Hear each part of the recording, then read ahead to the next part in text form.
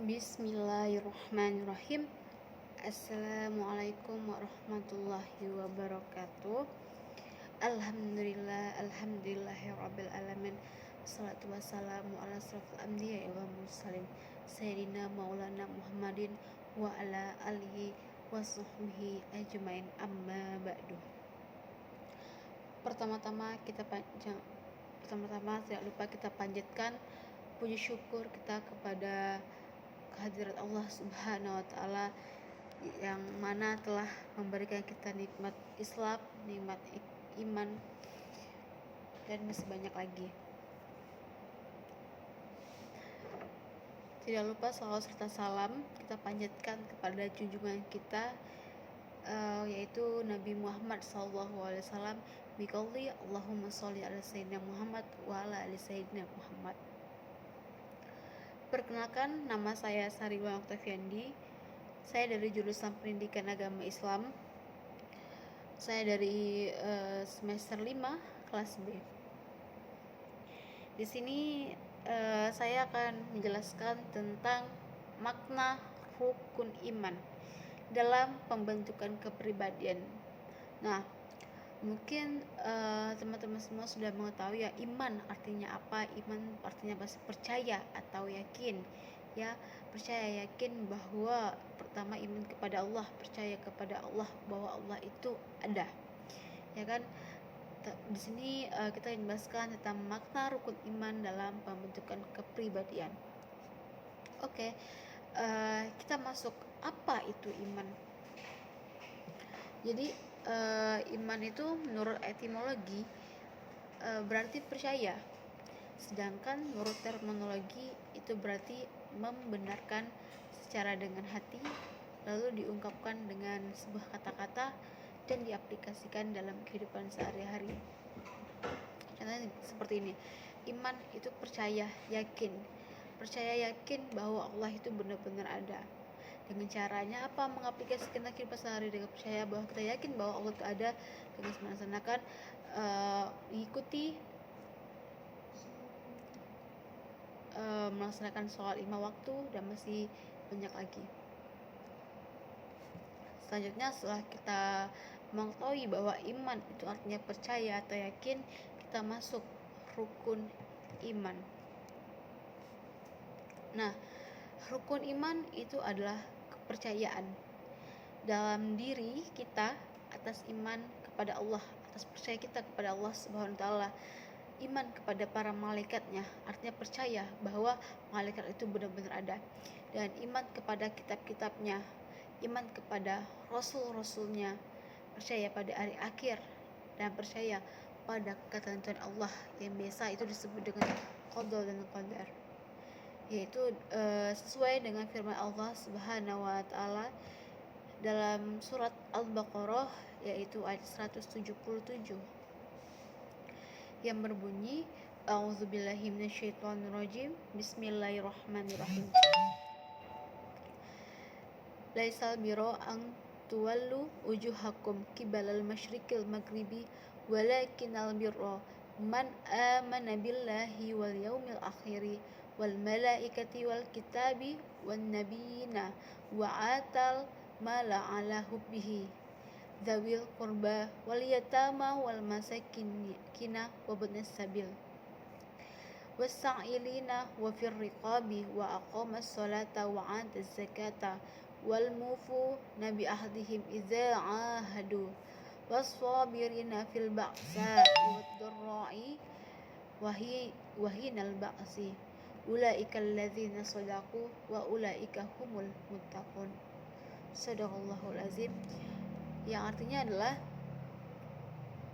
bukanlah menghadapkan wajahmu ke arah timur dan barat itu suatu kebajikan, akan tetapi sesungguhnya kebajikan itu ialah beriman kepada Allah, hari kemudian, malaikat-malaikat, kitab-kitab, nabi-nabi, dan memberikan harta yang dicintainya kepada kerabatnya, anak-anak yatim, orang-orang miskin, musafir yang memerlukan pertolongan, dan orang-orang yang meminta-minta dan memerdekakan hamba sahaya mendirikan sholat dan menunaikan zakat, dan orang-orang yang menepati janjinya apabila ia berjanji, dan orang-orang yang sabar dalam kesempitan, penderitaan, dan dalam peperangan. Mereka itulah orang-orang yang benar imannya, dan mereka itulah orang-orang yang bertakwa. Setelah itu kita masuk apa peran rukun iman dalam pembentukan kepribadian. Yang pertama adalah iman kepada Allah Subhanahu wa taala.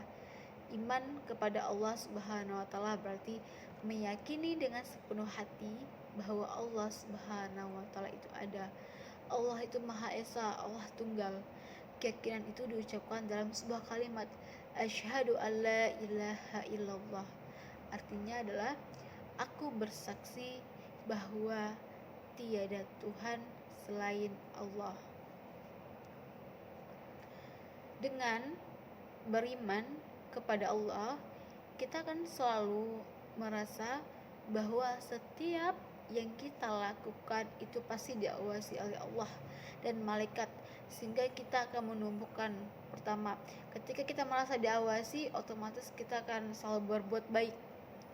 Takwa, kita malu karena kita selalu diawasi oleh Allah Subhanahu wa taala, selalu merasa bersyukur, sabar, dan ridho dengan apa yang Allah berikan, ridho dengan keputusan Allah Subhanahu wa taala. Nah, selanjutnya yaitu adalah perilaku apa yang mencerminkan sikap beriman kepada Allah. Yang pertama, kita berusaha untuk terus lebih maju, tidak boleh bersikap sombong, harus bersikap pemaaf, serta segera bertobat jika kita melakukan sebuah kesalahan. Terus menyadari akan kebesaran dan kekuasaan Allah Subhanahu wa taala, berperilaku dan bersikap baik kepada sesama manusia seperti tolong menolong. Terus beribadah kepada Allah terus dengan menjalankan perintahnya dan menjauhi larangannya. Selalu bersyukur dan memanfaatkan yang telah diberikan Allah dengan baik, seperti tangan sudah Allah kasih kepada kita, tinggal kita manfaatkan. Bagaimana caranya tangan kita ini bisa untuk menolong saudara-saudara kita di luar sana. Selanjutnya adalah menjaga dan melestarikan alam dengan baik. Jangan kita rusak alam yang sudah Allah berikan kepada kita, tapi kita rawat. Selanjutnya adalah iman kepada malaikat-malaikat. Iman kepada malaikat Allah Subhanahu wa taala berarti percaya atau yakin dengan sepenuh hati kita bahwa malaikat itu ada dan diciptakan oleh Allah Subhanahu wa taala, itu dari nur, cahaya.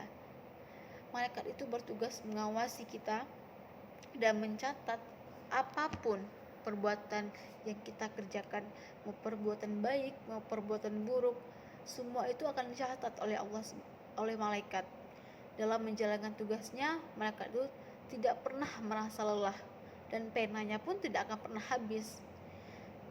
Sehingga setiap muslim itu akan bersikap, jika dia percaya kepada malaikat bahwa malaikat itu ada, dia akan berhati-hati pada setiap apa yang ia kerjakan.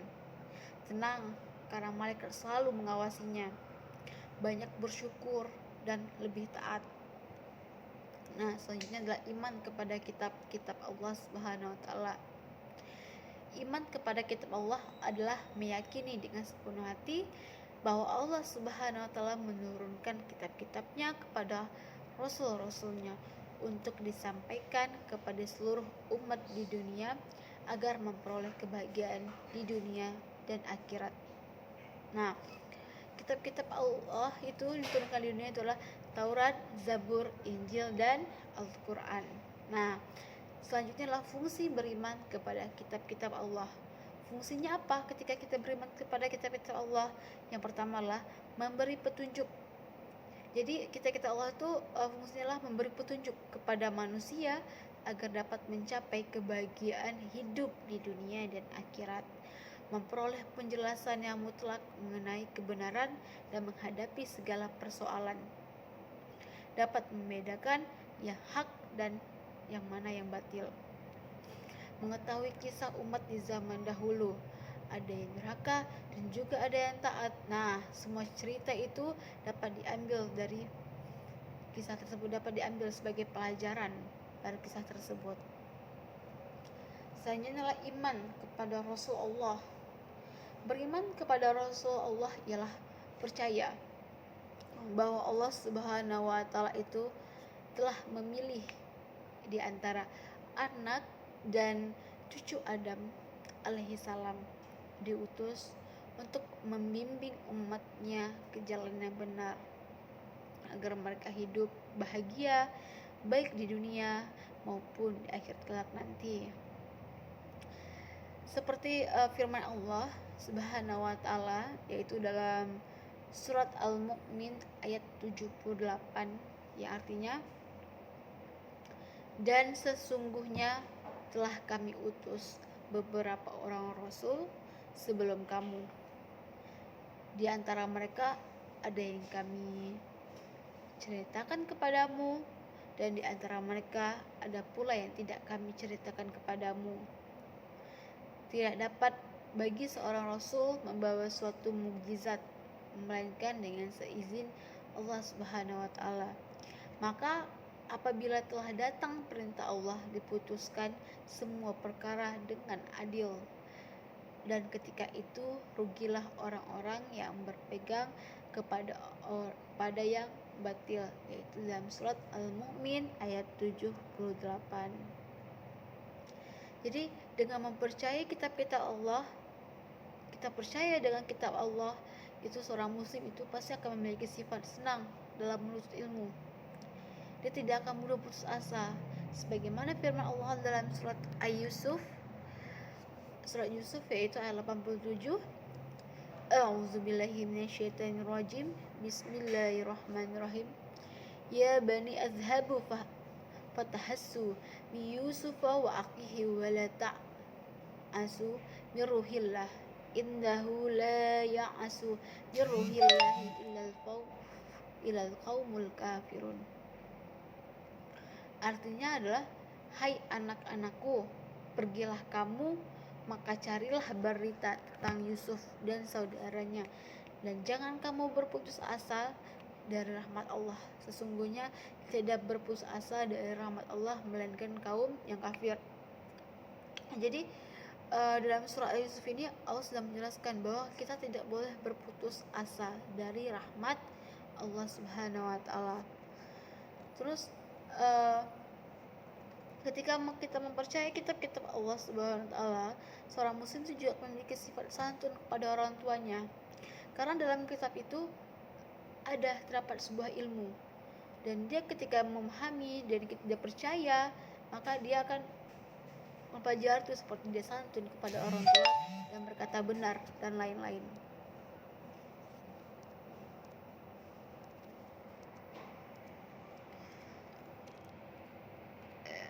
Selanjutnya yaitulah perilaku yang mencerminkan beriman kepada Rasulullah adalah yang pertama. Ketika kita mencerminkan beriman kepada Rasulullah, yaitulah ketika melaksanakan ajaran yang dibawa oleh Rasul dan menjauhi larangannya, menjadikan hidup selalu bermanfaat bagi orang lain atau masyarakat, selalu berbuat baik supaya kita dapat menikmati nikmatnya surga dan terhindar dari neraka.